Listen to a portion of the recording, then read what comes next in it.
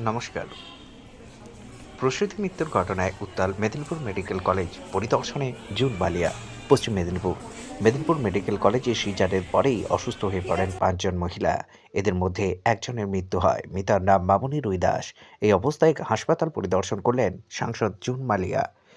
Medinipur medical কলেজে মাতৃমা বিভাগে ত্রুটিযুক্ত স্যালাইনের ফলে প্রসূতির মৃত্যুর ঘটনার পরেই কিন্তু মাতৃমা বিভাগের চিত্রটা অনেকটা বদলেছে। মাতৃমা বিভাগের ভর্তি প্রসূতিদের জন্য বাইরে থেকে স্যালাইন ও ইঞ্জেকশন কিনে আনতে হচ্ছে পরিবারের পরিজনদের। সেরকমই চিত্র ফুটে উঠল মেদিনীপুর মেডিকেল কলেজে। মেদিনীপুর হাসপাতালে এই ঘটনার পুঙ্খানুপুঙ্খ তদন্ত করতে 13 জনের একটি স্বাস্থ্য কমিটির দল আসছে রাজ্য সরকারের তরফ থেকে পাঠিয়েছিলেন মুখ্যমন্ত্রী, যারা গত শনিবার হাসপাতালে এসে পুরো বিষয়টা খতিয়ে দেখে সঙ্গে নমুনা সংগ্রহ করে নিয়ে গেছেন।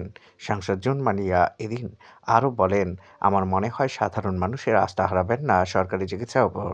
আর একটা ঘটনা ঘটে গেলে তাকে তো কোনোভাবেই বদলানো যায় না।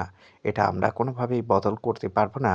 যেহেতু আমি পাবলিক রিপ্রেজেন্টেটিভ, তাই ওনাকে লিখিত বিষয়টা দেব।